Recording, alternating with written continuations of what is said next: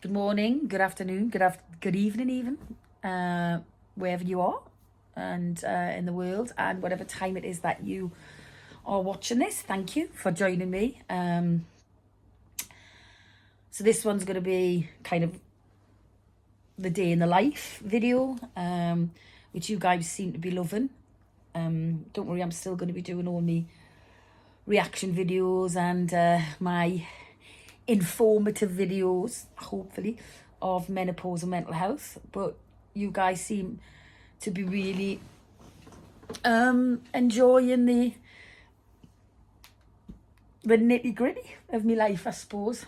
Not that there's anything nitty and not that there's anything gritty about it. Trust us, it's very boring. So if you watched yesterday's episode, I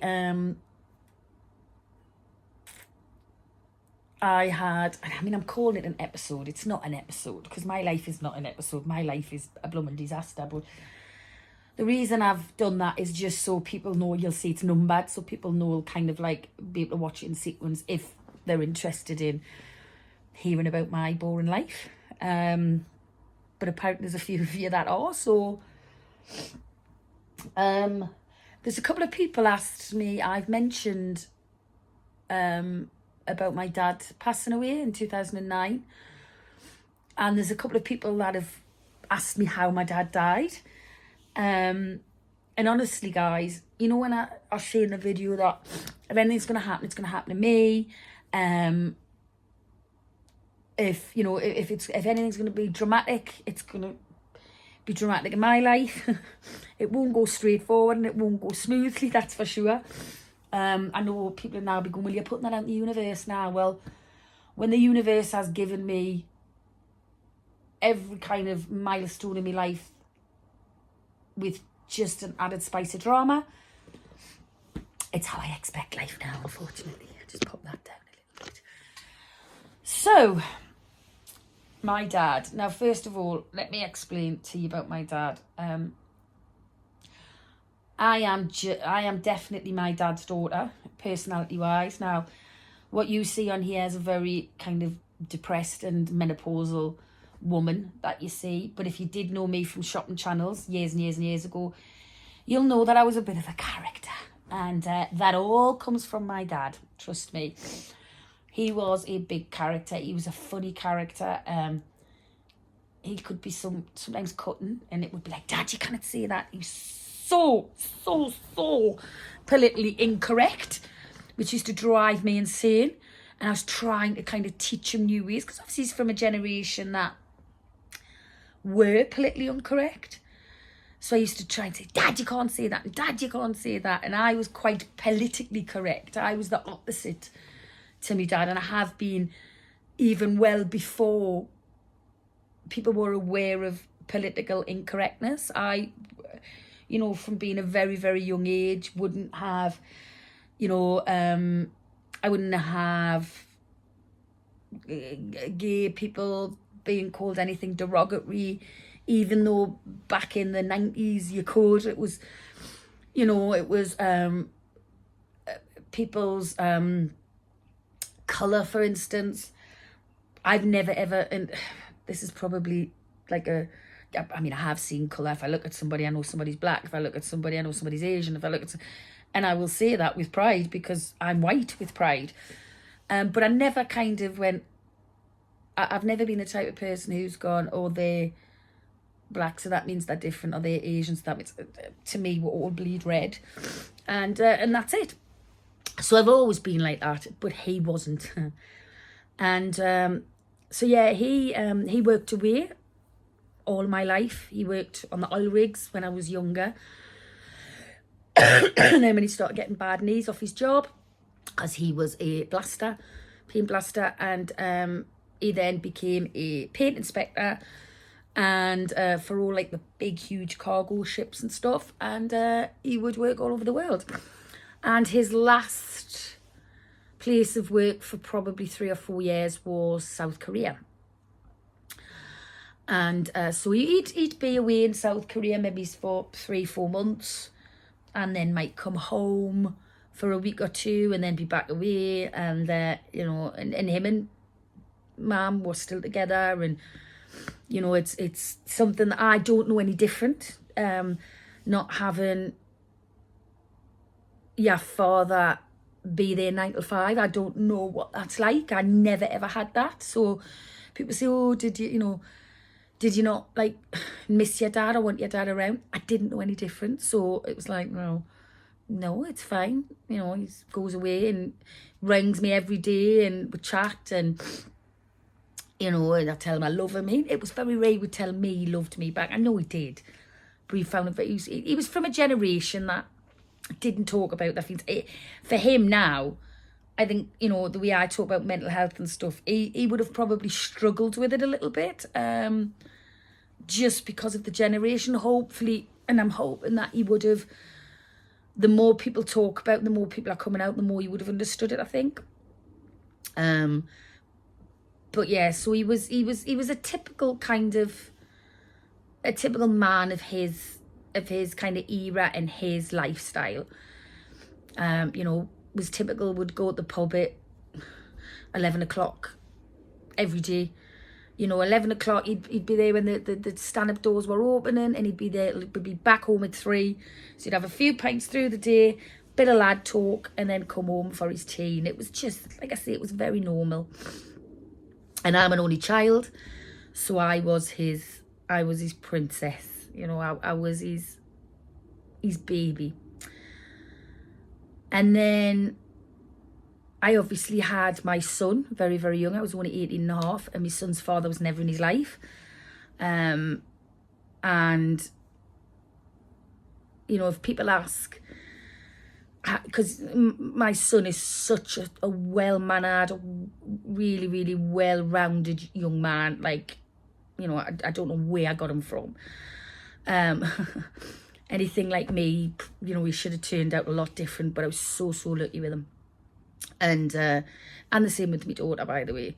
You know, it's the same with her. And yeah, so he was, when I had my son JJ, my dad stepped in to the father role from day one. You know, that was his dad. When I lost my dad on the 4th of April 2009, my son lost his dad as well.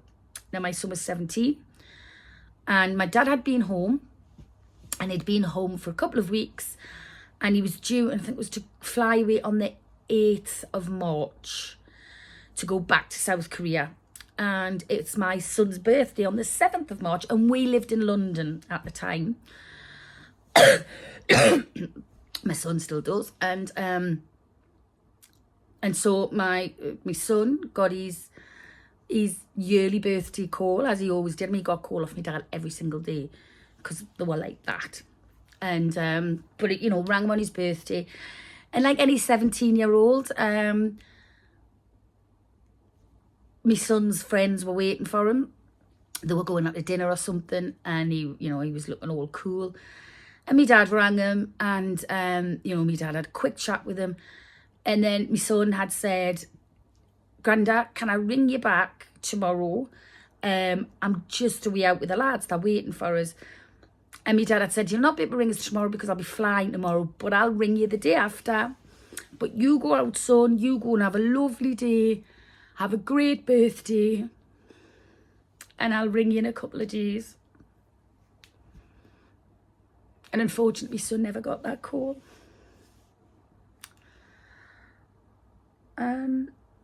So my dad was 59.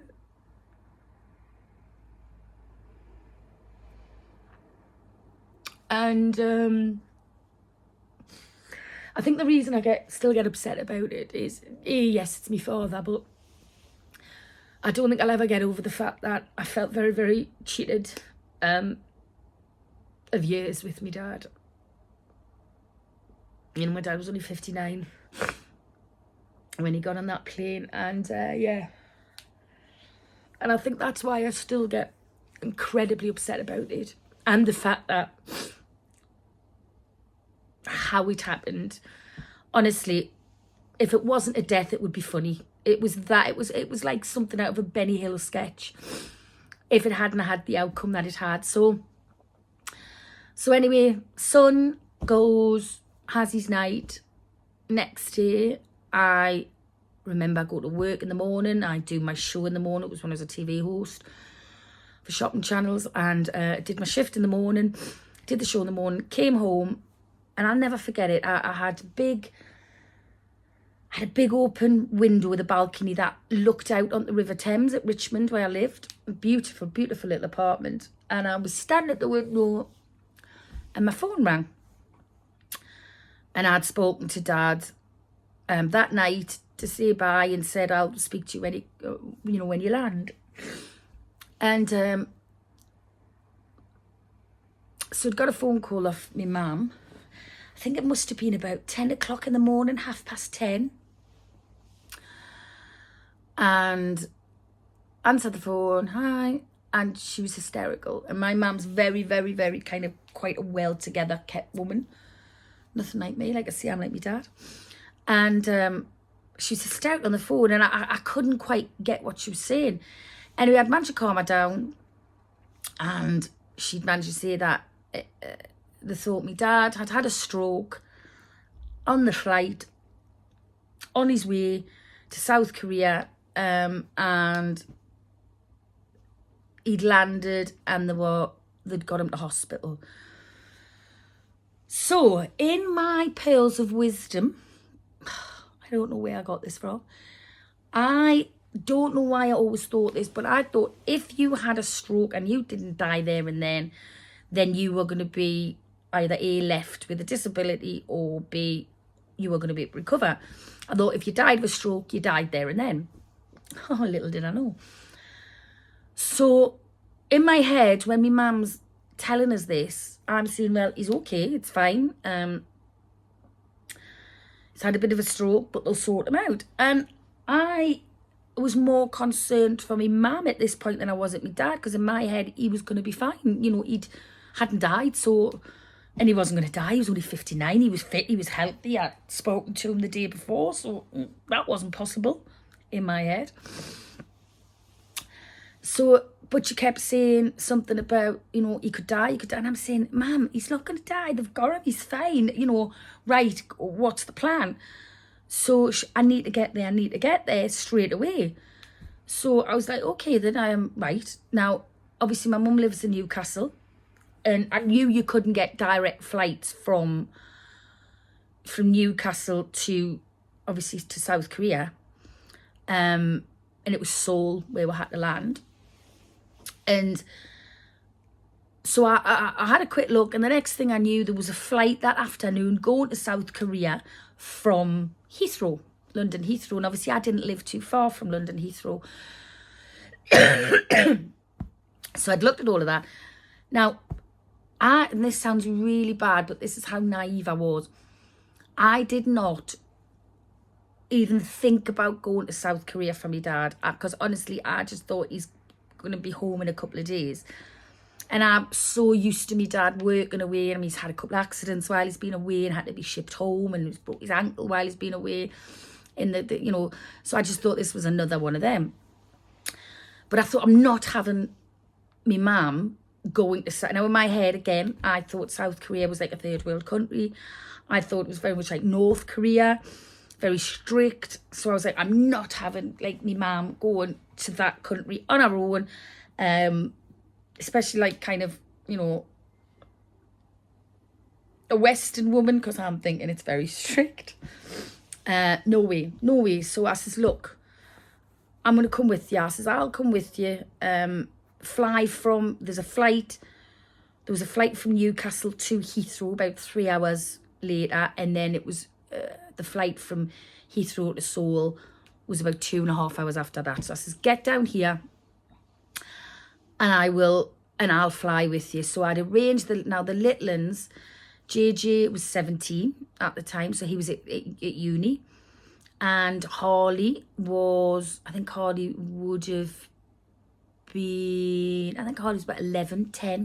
or 11 at the time. She was at school.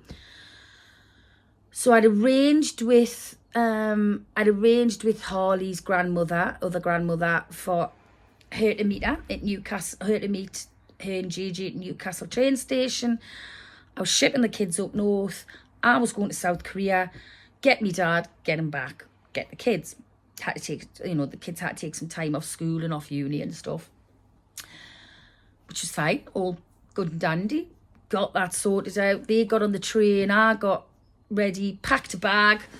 Now again, in my pearls of wisdom, I think that anywhere abroad over that kind of side of the world is hot.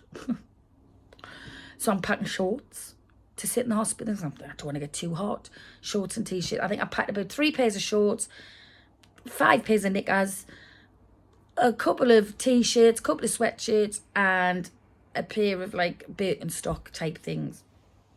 And then, that would have been fine. I'm going to be over there 2 or 3 days and I'm going to get him home. No worries. So we flies over. I'm still quite blasé about it, because I'm honest to God, there never once did it cross my mind that my dad could die. Not once. So we lands in Seoul, and the hospital where he was at was in a place called Incheon. And again, I'm expecting it to be like a hospital out of World War II. Nothing like that. And who my dad worked for at the time, they managed to get a representative, if you like, from my dad's company to kind of come and chaperone us almost, because this was like, to us, this was the other side of the world, and we had, and it's not even like, South Korea is beautiful, by the way, but it's not even like it's really a tourist place, especially where we were in Incheon. So to see kind of Westerners, I suppose, was a bit of a thing for them. You didn't see many English people there. It wasn't, it's not a tourist place. So it is very much like they were Koreans, they were South Koreans, and that was pretty much all you saw. And they were lovely, by the way. And so they're getting this representative to come, but he couldn't speak. It was very, very minimal English, and it was very broken English, and it was, it wasn't, you couldn't really have a conversation. And he tried, bless me, tried. I'll never forget he did try. So he came, picked us up from the airport, and we just said, take us straight to the hospital. So we got straight to the hospital, and I'll never forget it. Walked into this, it was like a ward, like ours. The first one was, what you find at our hospital was like a ward like that. And there was a man opposite him and a woman opposite him, if I remember rightly. And anyway, we walked into the room, and my dad's from a generation where I think I only ever saw my dad cry once, and that was when my nana died, his mum. So I think that was the only time I ever seen Dad cry.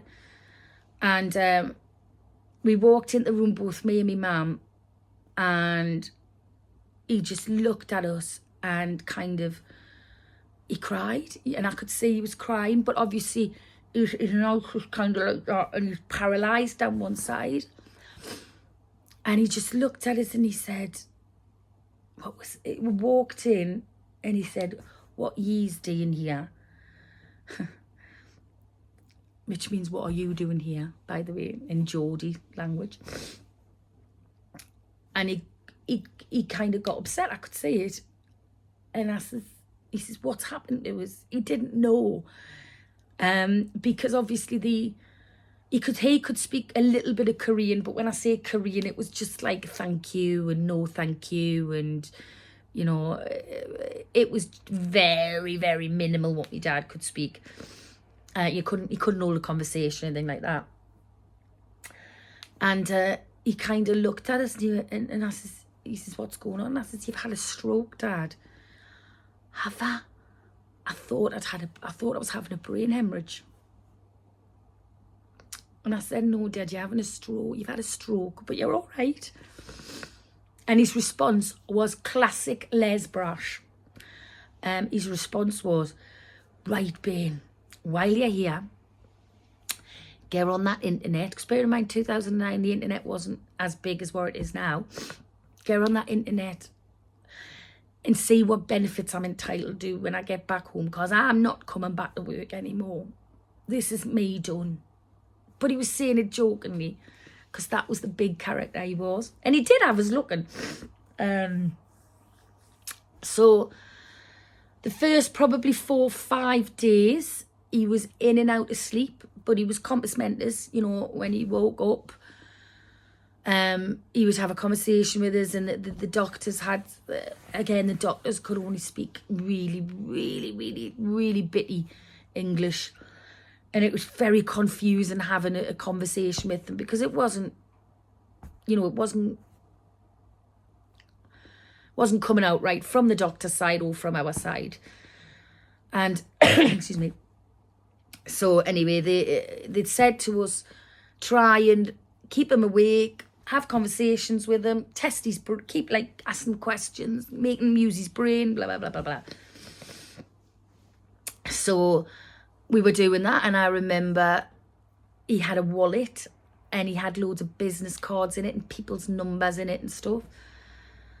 So I would take out the business cards and I would go, right, Dad, who's such and such? And he'd go, that's such and such from that company, and this is why I have to ring him. And so I was testing him like that. And then I came across, so his sister has got a daughter, so our Annabelle, and his sister Maureen, who's my auntie. He had obviously had our Maureen and Annabelle's details on a piece of paper, obviously if he like needed to ring them while he was abroad. So I'd said, Dad, who's Maureen? And he just looked at us as if I was stupid. He went, you know who Maureen is? It's my sister, your auntie. And I went, mm-hmm. And I said, you know, what is it? And I can't remember what I'd said. Anyway, he went, you know who she's, my big gob, because I'm more than tall like me. And we laughed.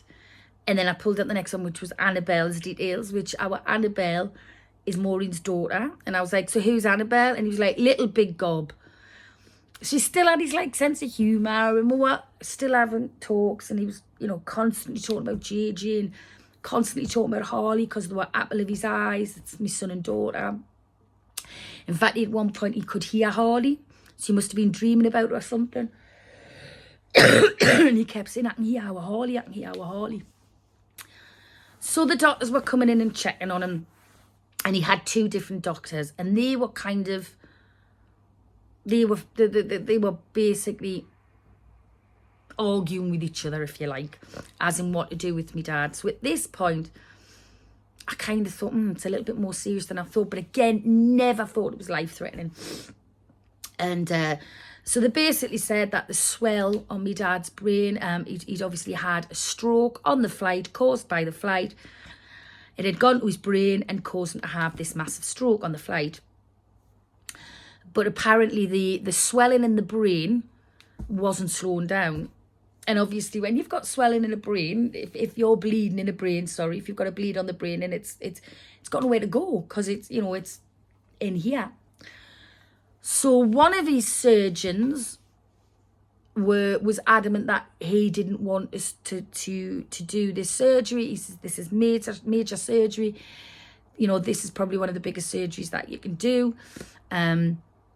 I think we should leave him for a few days and see if we can kind of bring the bleed down a little bit naturally.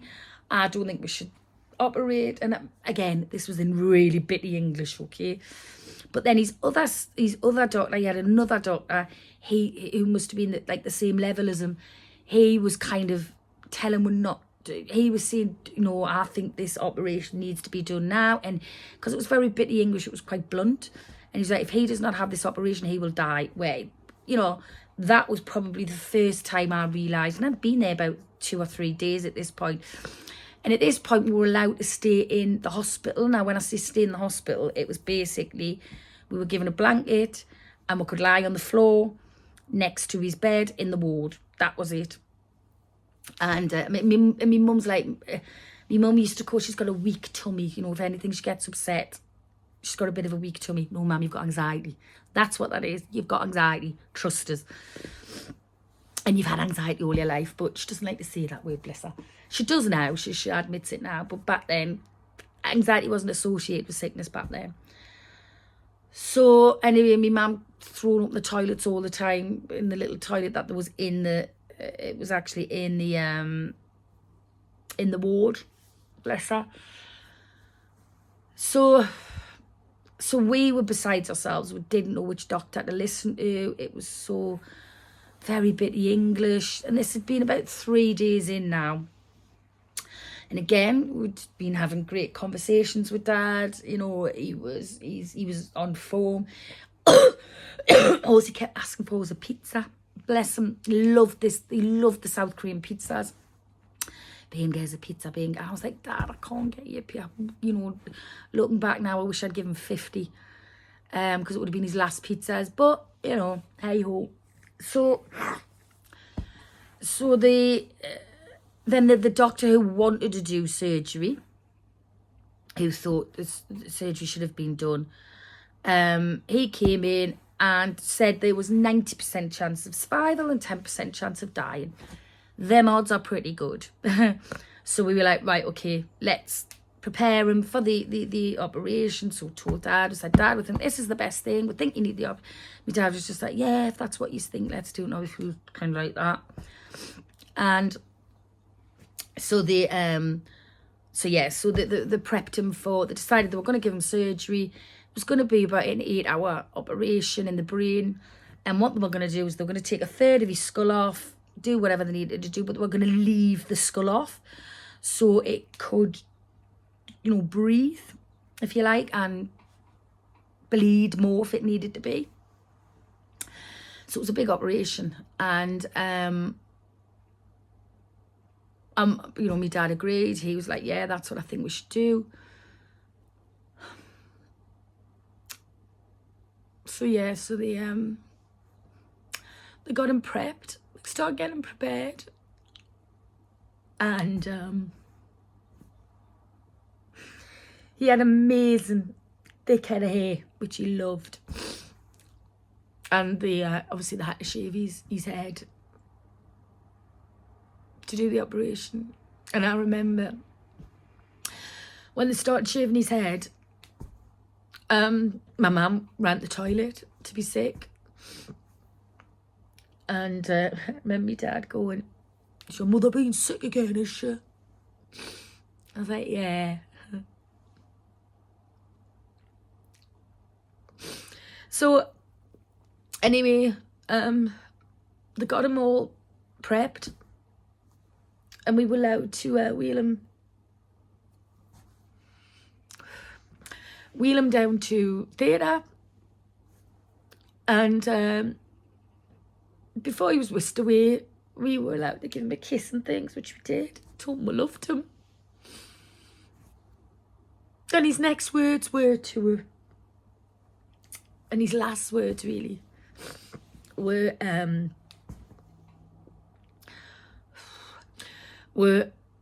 he kind of tapped me as we're walking down. I said, yeah, Dad. And he says, the Australian, these, you know, Ben. I said, who, Dad? And they said, these doctors, they're Australian. And I thought, oh, maybe his mind's gone now. You know, is the stroke kind of starting to overtake? And because he was saying a couple of days beforehand that when he was lying in the bed, he could see spiders in the corner of the room. He could hear Harley. So I don't know if that was him dreaming. I don't know if this was part of the stroke, the way his brain was going. I don't know. So he's going about these Australians. And I said, no, Dad, you're in South Korea, man. I says, they're not Australians, they're South Koreans. Nah, man, nah. They're Australian, they're sheep shearers. Look what they've done to me heed. And we laughed. And he just waved at us and gave us a kiss. And he was wheeled into the operating theatre. And we were told it was going to be a few hours for the operation. And then we were told that we couldn't stop at the hospital anymore because when he came out of surgery, he was going to be in intensive care, not in a ward. So therefore we couldn't fall asleep by his bed in a chair or on the floor in intensive care, which is fair enough. So the agent the chaperone, if you like, who had come and picked us up from the hospital, came came and picked us up from the airport. He came back to the hospital. And I was trying to say to him, like, I don't care what type of hotel we're in. I'm not bothered about it being fancy or anything like that. I need to be in a hotel as near to the hospital as I can, so I can get to and from very quickly if need be. And I was saying, do you understand? Like, I need to be near here. Any hotel, anything, any motel, anything, just next to this hospital. So he's nodding, like he understood. Great. And this, people, is where it starts getting comical. If it wasn't so sad, like I say, it would have Benny Hill music playing. So I remember gets in the back, he had this big truck van thing. Gets in the back of that. Sorry, I've got a bit of a chesty cough. So gets in the back of that and starts driving. And we'd only been driving about 5 minutes. And then it comes to this kind of like long street. And I can't really explain it so you can picture it. But it looked like a meat packing place. I don't know why that came into my head. But like what you see in New York, you know, where you see the back of a meat packing place, like, you know, the back end of it, you'll see it's got the long kind of plastic, like, strip drapes down and they flap open and into the meat packing. That was kind of what I was saying. And that's what I was visualising in my head as we were driving down this street. And then we stopped. And we stopped, like I say, these long, big plastic things. And you could drive through them. So we drove through there and I thought, oh, well, this must be a motel. This must be where they're bringing me. I couldn't write this. Honestly, you couldn't write this. If you made a film out of this story, it wouldn't be believable. That's how bad. Welcome to my world, people. So we went to check in and honest to God, it was kind of, we walked into this very like dark little, just a little cubby hole thing, and it had like a little cutout window thing, and a guy was sitting behind there, little South Korean guy was sitting behind there, and they started talking in the language. Me and my mum just kind of looked at each other, and I've got this one little case, and out the corner of my eye, I had spotted a drinking vending machine in this little passage hallway thing. And it just suddenly dawned. I thought, me, my mum have had a drink all day. I'll go and get her a kind of Coke or something just to put some sugars in with while we're sorting my room out. So I went over to, and it was very dark, and it was lots of corridors, and it looked like a very poor version of Premier Inn, but a very dark and dismal version of that.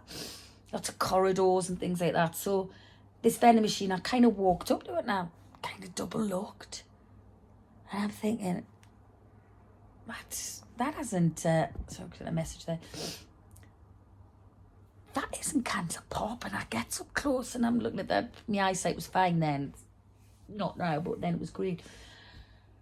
And I looked and there was, how do I put this nicely over a camera? Well, there was like condoms in there, toothbrushes in there, sanitary wipes in there, other things in there. And it just dawned on me. I thought, oh my gosh, I know who house. That's what I call them. You know, I'm in a brothel or I'm in a hotel that is obviously known for people bringing custom or something. And I just knew there was something not right. I thought, and all I could think was, oh my God, I'm with me mum. Oh my God, I'm with me mum. So kind of goes back over to the hatch of where my mum was standing. And as we did that, they handed us a welcome pack.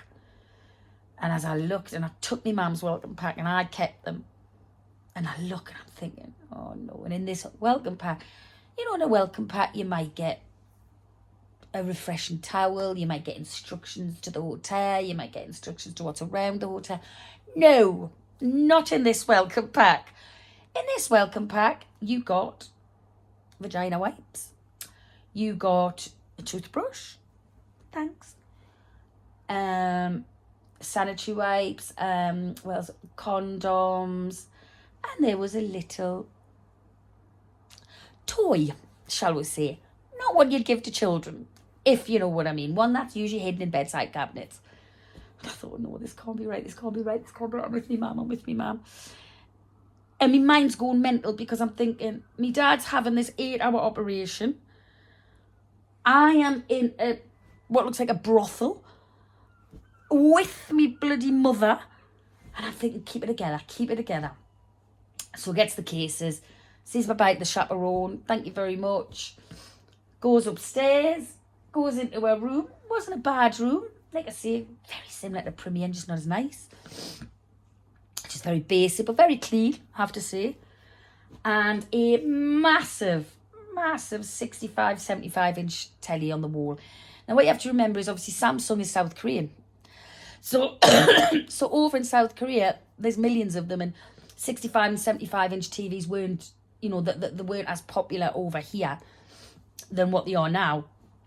So it was a bit of a novelty. So there's huge telly on the wall. So I thought, right, just put telly on, see if there's like a South Korean music channel or something, just to kind of break the silence, because the silence was deadly.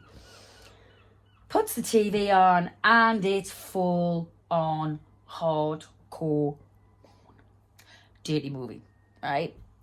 Full on hardcore on a 75-inch telly, kind of going at it.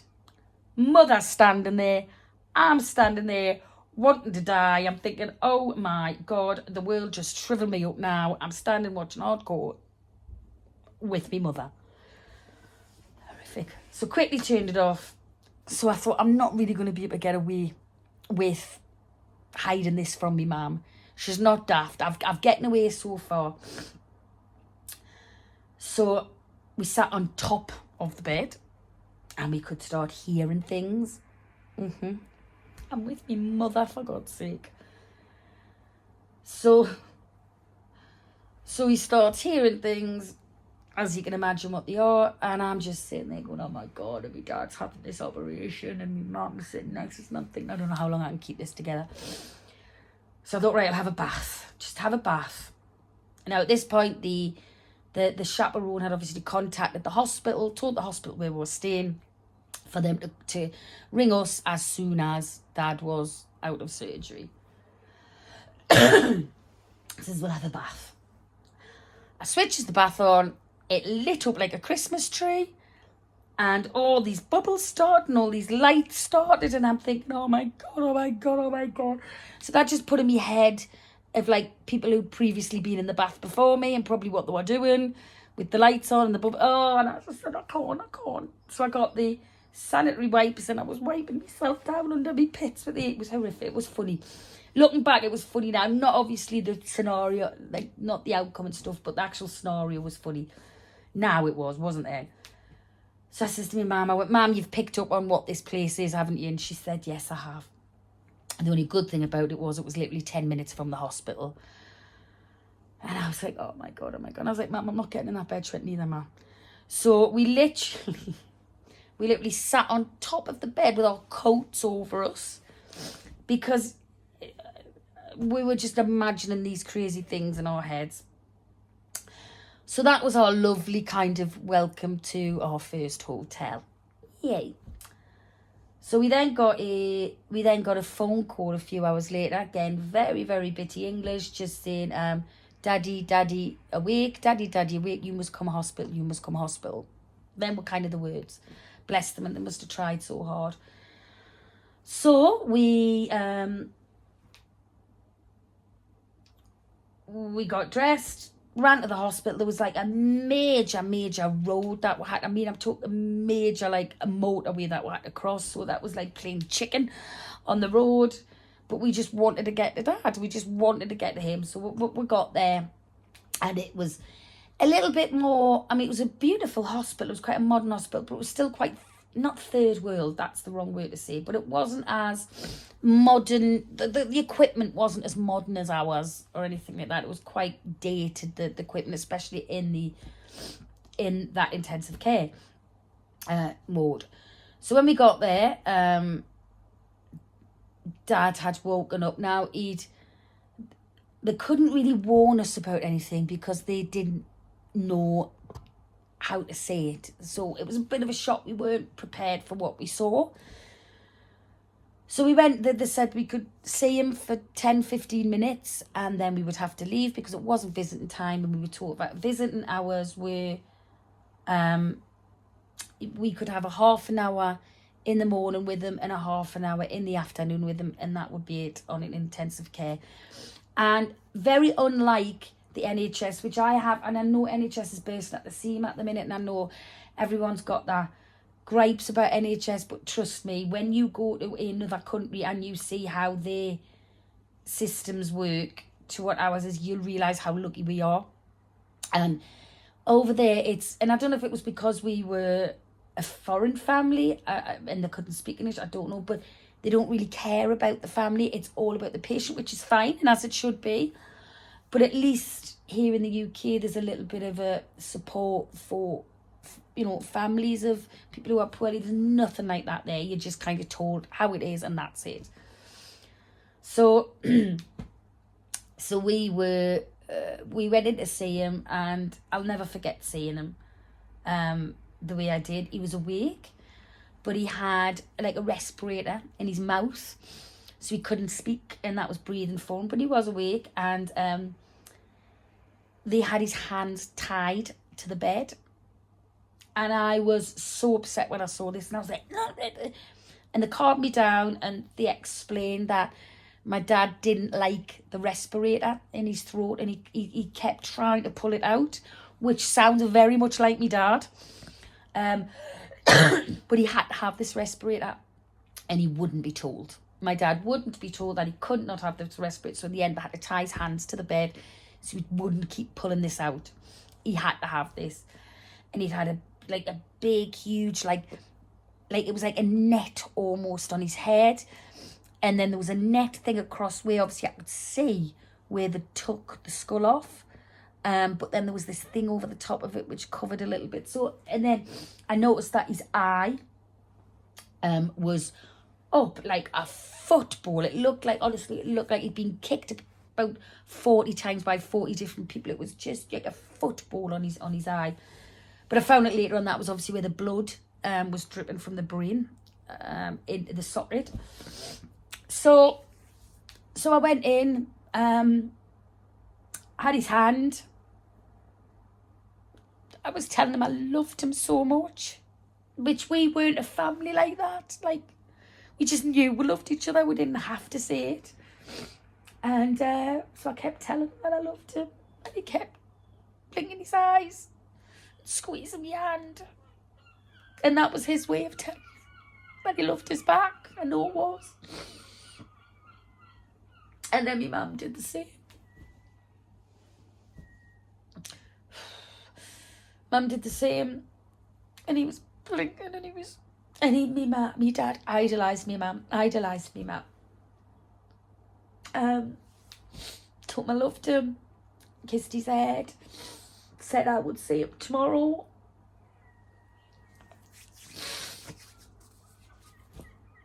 I didn't dare tell me dad where we were stopping, because that would have mortified me dad, because as cheeky as me dad was, and as blunt as me dad was, and as funny as me dad was, he was quite old-fashioned when it came to, like, my dad could never ever see me in bra knickers, or oh my god, and he never did, like, if he walked in my bedroom frozen, he would have a heart attack. He was just very old school like that.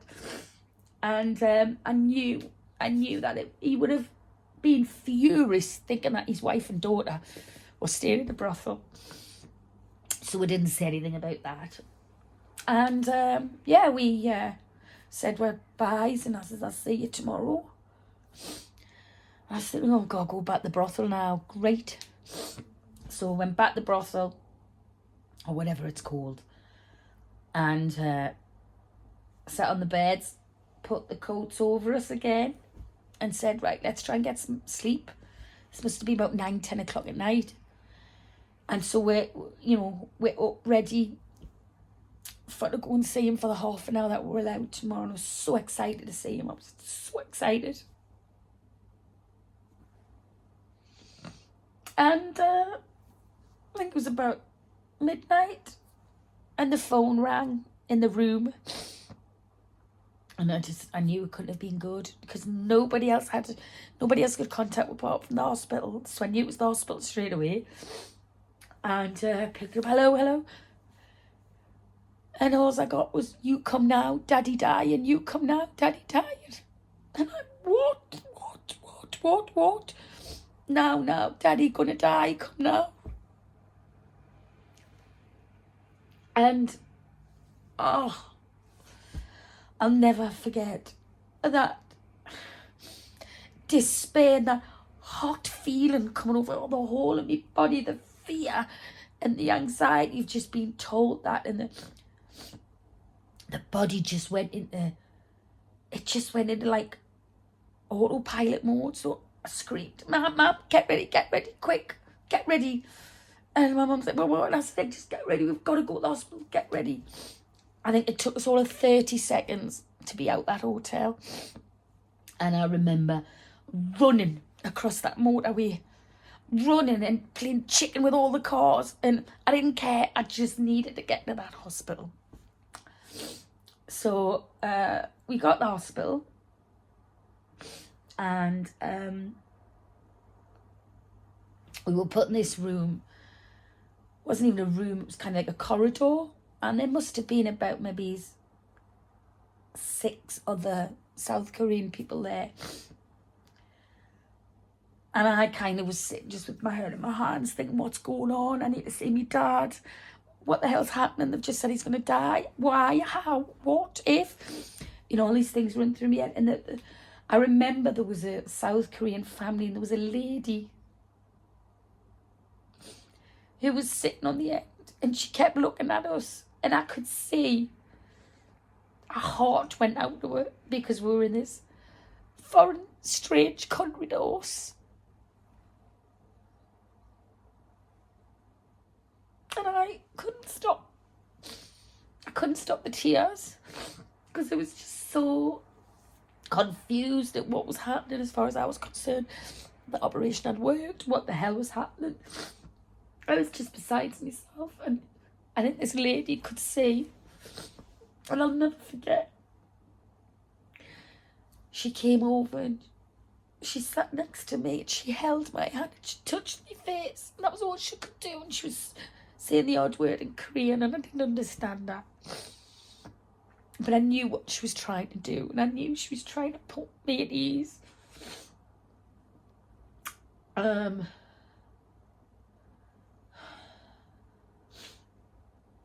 So I then, the doctor then came out and ushered us in another room. And the surgeon himself, what a lovely, lovely man he was. He was probably about my age, I think, at the time. Maybe, mid-30s, early 40s. And his English was very broken, but his English was a little bit better than what the other people's were. And first of all, he asked about, he smiled and said about British football, how he was a big, big fan of British football, and how he was looking after my daddy, he'd said. And I could, looking back now, I think he was trying to calm me down, because I think you could see I was obviously hyperventilating, and I was internally just a mess, because I just didn't know what was happening. And he started talking about football. Now, I'm a Sunderland supporter. I know all you Newcastle supporters. It's fine. And ironically, and my dad's a Sunderland supporter as well. I was a Sunderland supporter. And ironically, he said, I love my boy love British football. And I was like, And I was trying to kind of take in what he was saying. And I knew what he was doing. He was trying to calm us down. And I just think, come on, get it together. And he said his favourite team was Newcastle United, and I thought, that's all I need. That's all my dad needs. Somebody, so Newcastle United sport in the middle of South Korea. And he didn't even realise that that's where we were from. He had no idea. And I said, I live there. And he was like, no. And I was like, yeah. And ironically, and he was such a lovely man. And then he said to me, your daddy very, very, very ill, very poorly. And I said, okay. And I think this is probably the first time it hit me that this can go wrong. This can go wrong. So all this had happened kind of in the space of a day of us having to kind of move out of the hospital. And then basically it'd come a light that when the surgeons had said he had 90% chance of survival and 10% chance of him dying, because of the miscommunication in the language, it had been the other way around. So it had been 10% chance of him surviving the operation and 90% chance of him dying of the theatre. And he'd pulled through with them odds. He'd beat them. He'd pulled through the operation, which was brilliant.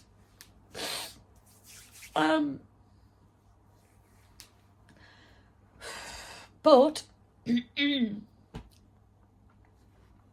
unfortunately, 2 hours after the operation, he'd had a hemorrhage in his brainstem, and that was through obviously the pressures of the operation that he'd just had, and he was in a coma.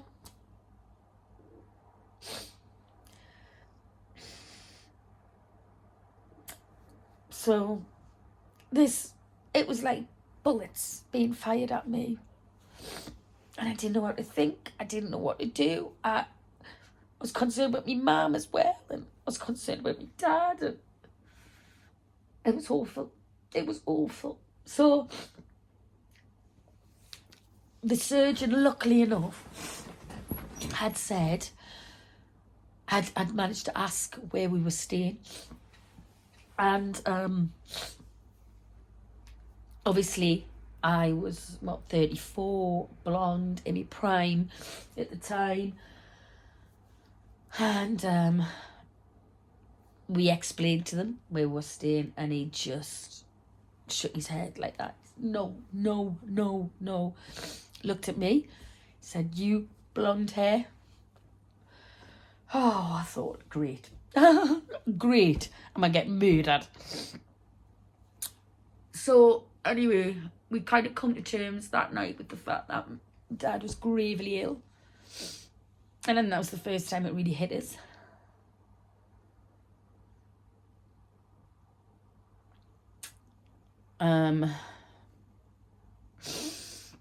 So they contacted the surgeon, bless him, contacted the chaperone, and I could hear him having a proper go at him. But then again, they talk quite quick and quite abruptly anyway. So in my head he was, I don't know. And the next thing I knew, the chaperone had turned up and was taking us to a different hotel. The surgeon had said that he introduced us to the nurse who was going to be looking after me dad. She was lovely, little South Korean thing, lovely. Couldn't speak any English, but her eyes were really kind. She kept holding my hand, and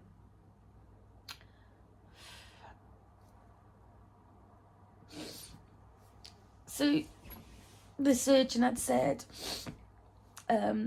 usually they don't let visitors kind of in this room at this time of night, because it was a huge ward, and I think there must have about 10-11 people in that intensive care ward. They were like opposite each other, and they don't let visitors in at this time. Like I say, they only have a half an hour in the morning, a half an hour afternoon. But then the surgeon had said to the nurse, let them have 5 minutes with them. Let them have 5 minutes.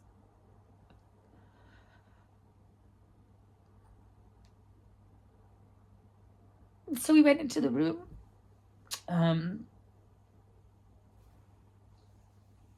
Obviously, Dad was out of it. He was in a coma. And about 2 or 3 hours previous, I'd kind of been in there telling him I loved him and squeezing his hand. He's squeezing my hand to tell us he loved us back. It was just nothing from him this time. That was hard to see. That was hard.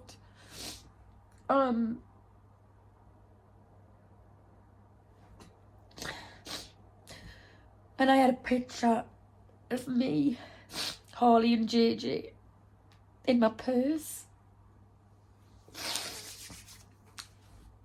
So I took it out of my purse and I looked at the nurse and I said, can I put this in his hand? And she said, yeah. So I put the picture in his hand of me, Harley and JJ. And I kissed him and I said, I love you and I'll be back tomorrow. So the chaperone, came, took us to another hotel, which was it was a good 30 minutes away. But by God, it was beautiful and it was grand and it was marble and it was huge. A complete contrast to what we'd been in that night. And I think the surgeon, A, I think because I lived near Newcastle, his football team, and B, I think he just felt sorry for us because we were just these two Western women who were just so out of our depths. And all we wanted to do was get Dad home. That was it. So the next day, we went to see him. And the surgeon came in the room and basically said we needed a miracle. That was his words. Pray, miracle, miracle. So over the next 2 or 3 days, we were going to see him in the morning and see him in the afternoon, and he's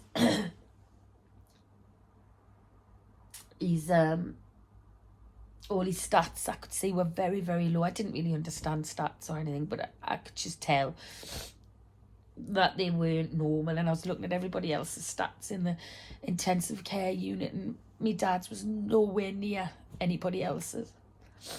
But I would go in and I would talk to him and I would massage him, and at this point they'd kind of said to us that there was no hope. They thought that I think they thought his brain, I think they thought he was brain dead, basically. And but they do it very differently over there. The heart is like a sacred, tradition. The heart's very, very kind of sacred thing, and they don't switch machines off and things like that. The heart has to give in naturally. It's a very sacred thing. So, but I think at this time I just didn't. I still didn't want to believe it. He was still there, and the machines were keeping him alive. So there was a chance. So in my head, I was still gonna bring him home. Honest to God, obviously, I think in the very back of my mind, the fear of death was so big that I wouldn't bring it to the forefront. So I kind of blocked it out, and I was convinced he was going to come home. He was going to come out this coma, and he was going to come home. So I noticed that his hands and his feet were swelling and starting to crack. Now know that the electrolytes were breaking down in his body.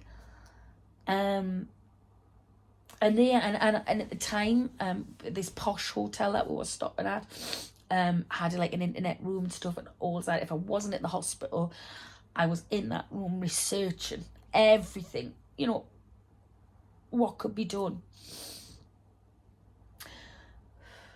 So we'd, I don't know where I am.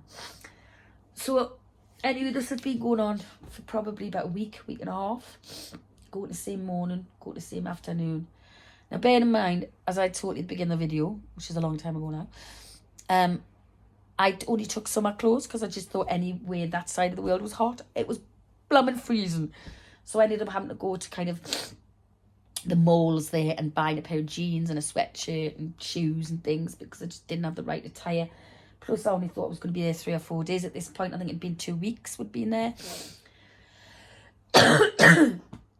So this one day I'd gone as normal, and he still had the photograph in his hand all that time. And the nurse kept making sure it was in his hand all the time, which I so loved her for that. Never spoke a word to her because we couldn't speak each other's language, but we just kind of got each other, and she got us, and she looked after him. I think she just felt so sorry for her. So I was massaging his hands as normal because they were cracking in his coma. I noticed every time I'd move his hands a certain way, he'd flinch. And obviously I'd done research on the internet, and if they're brain dead, they can't react to pain. So I'm saying, nah, this is not right. He shouldn't be flinching every time I'm giving him a massage on his hands or his feet. So I was saying, I was saying that there was another kind of doctor, and it must have been like a head of the department or whatever, and he was a little bit more abrupt. He didn't have the sympathy that the others had.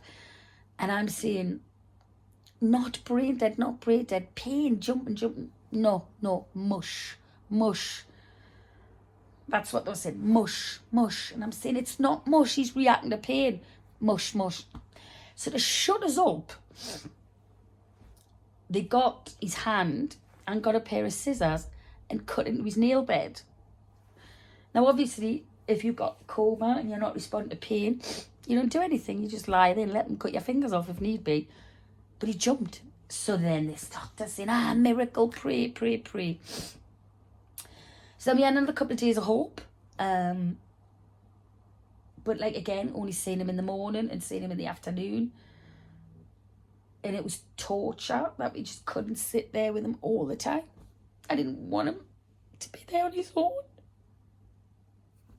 In the third world country. And it's not a third world country, that was what it was like in my head. But I didn't want him to be on his own. But I had no choice. And then, I think we'd been there about 2.5 weeks at this point. And just got a phone call in the hotel. Come now. Daddy gonna die, blood pressure drop, Daddy gonna die, come say goodbye.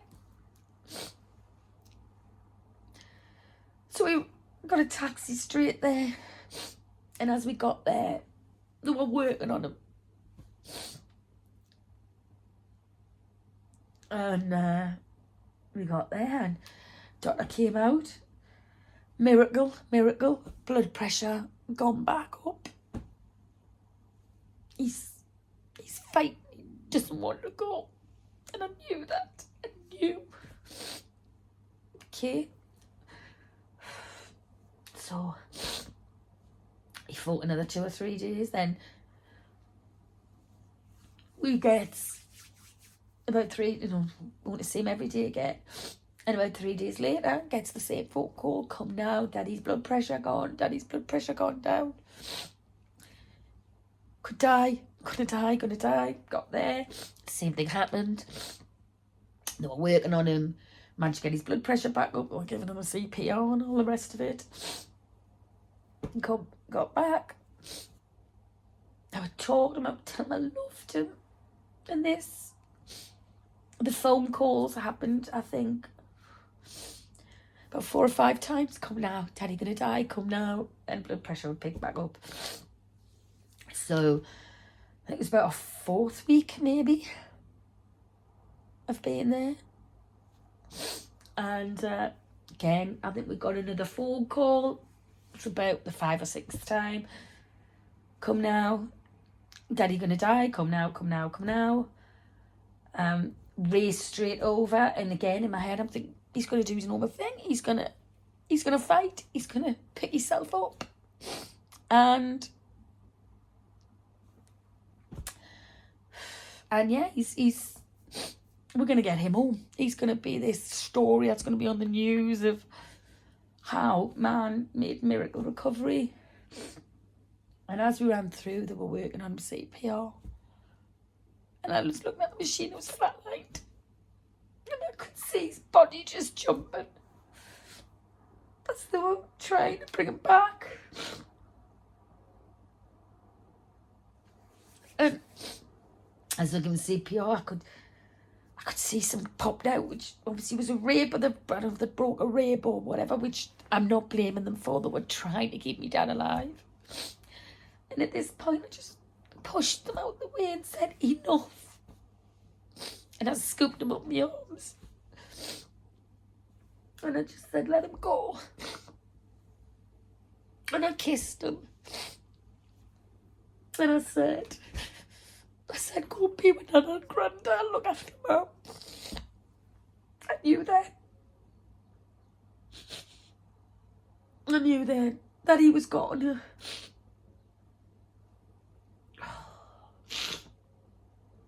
I knew then. And I could hear, I could see my mum was screaming, but I could hear her. Because this, like, I don't know, this, it's almost like somebody had the hands over my ears. It was just my brain kind of crushing in, and I was looking at her, and I knew she was screaming. I couldn't hear her. Horrible. So we were asked to go into another room, and they were gonna prepare me dad for us to say goodbye properly. He'd gone at this point. What they meant was that they were going to take all the machines out of him and stuff. And it was just, I just couldn't believe this was happening. It wouldn't sit in. It was like, how was this happening? I came over here to bring him back, not in a box.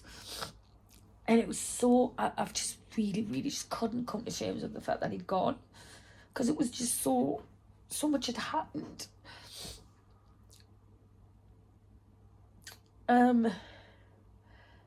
So then we were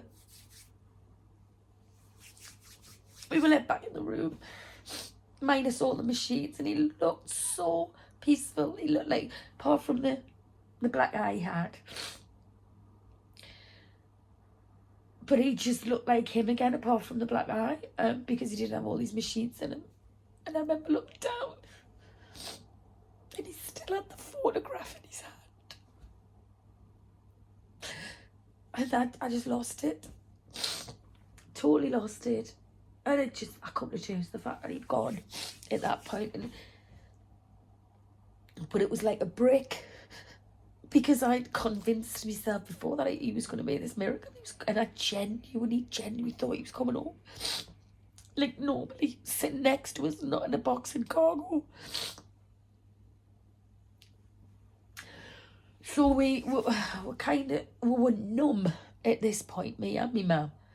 And we didn't know what to do. We were just like, what do we do now?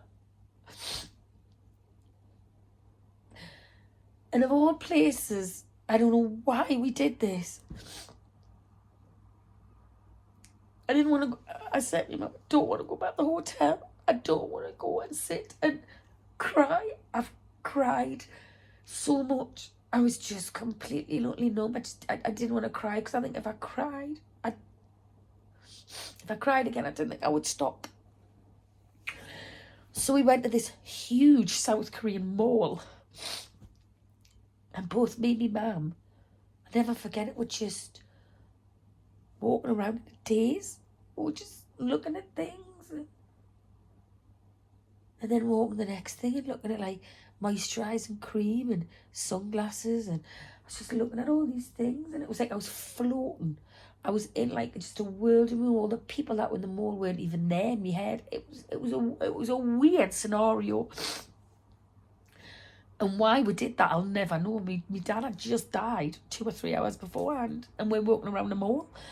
But I didn't want to go back to the hospital. I didn't want to stay at the hospital. We couldn't stay at the hospital. I didn't want to go back to that hotel. I didn't want to go back to the hotel because I felt like I was leaving my dad.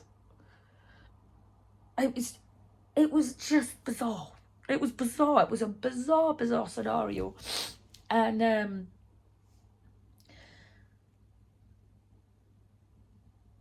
I remember as well, I've skipped a bit, I remember the first time that they thought he was going to die, and I got to the hospital. I remember ringing South Shields Hospital, screaming at the receptionist, please put us through the doctor. I don't understand what they're saying to us. I don't know what they're trying to tell us, because I can't speak English, and this poor receptionist. And she was like, there's nobody I can put you through. I was like, please.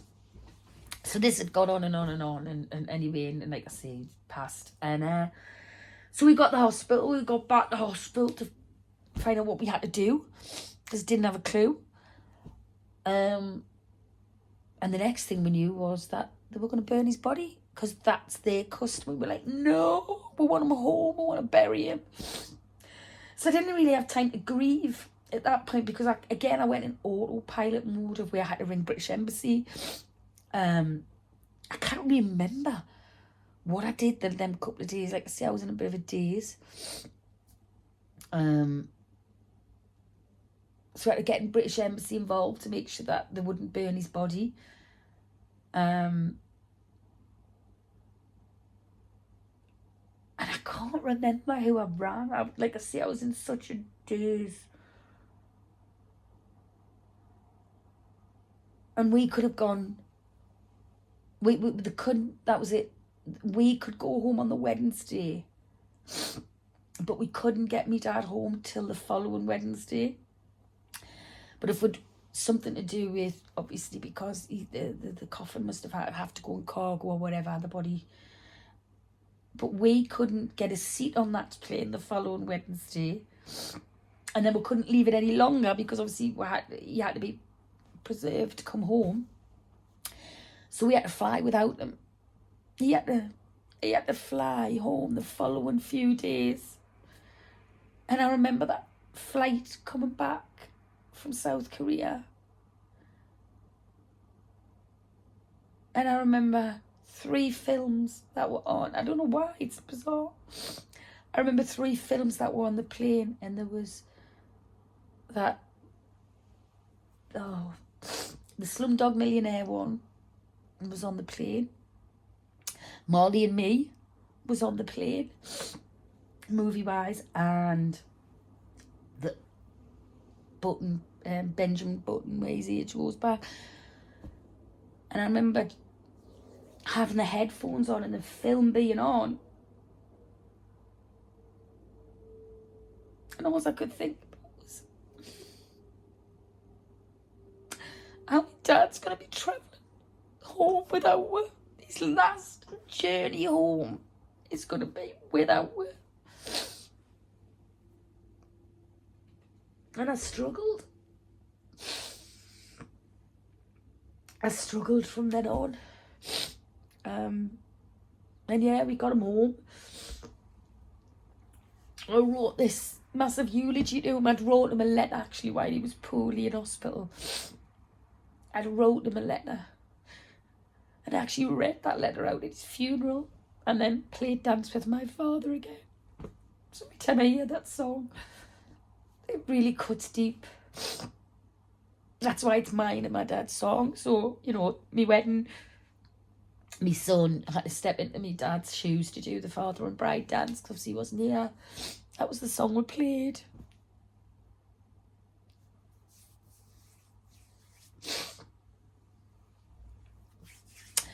And then we found out that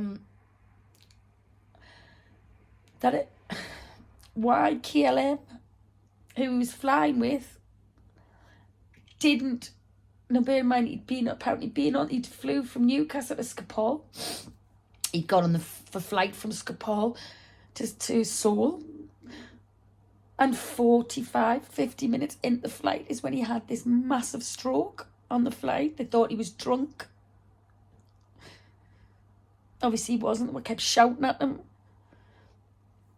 You know, you drunk, you drunk. And my dad was trying to soothe the floppy mouth. No, just coffee, just coffee. He must have been so scared on that flight. And why they didn't turn it around and give him a bit of a chance. I'll never know, and I'll never ever forgive him. I won't ever fly KLM as far as I'm concerned, you know. They were partly to blame. And I know I have to have somebody to blame, I know.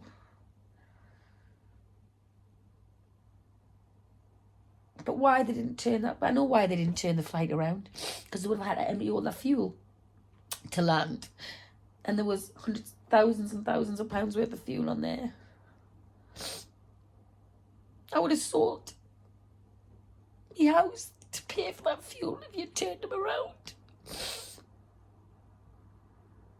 Just to give him a bit of a chance. But life's got its funny little turns. And that was me. Without a father from 34. And you know, it's weird. Because I'm 52 now. 52 this year. And it's been 16 years and 3 months without him.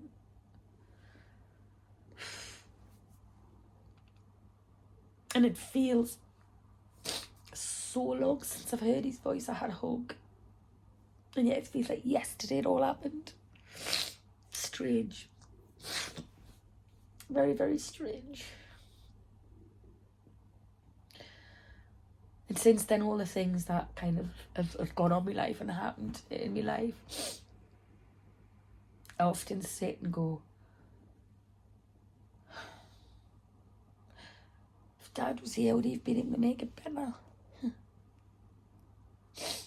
So yeah, so that's the story of my dad dying. So it's not just, it can't be, you know, he wakes up one morning, has a stroke, goes into local hospital and passes away in the local hospital. That's how normal families lose members. No, not my family, not me. It has to be this whole 5-week dramatic episode. But I miss him. I miss him terribly.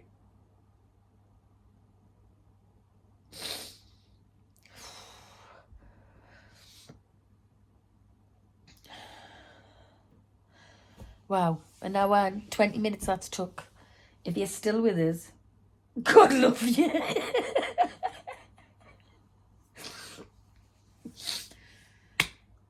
Those people, you know, that person who asked how my dad died, I bet you we should never ask now.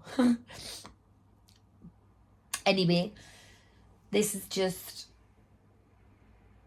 a little video of you learning about me learning about you guys. Just a little just day in life thing. But I just thought I'd share that story with you, and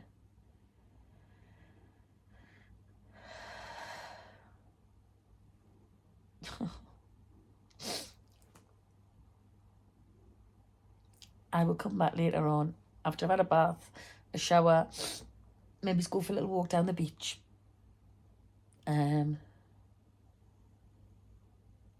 I'll take you with us, and maybe do a live stream this afternoon down the beach. That might be nice. But anyway, thank you so much for watching. Wasn't the best story in the world, that, but welcome to the wonderful world of LBT.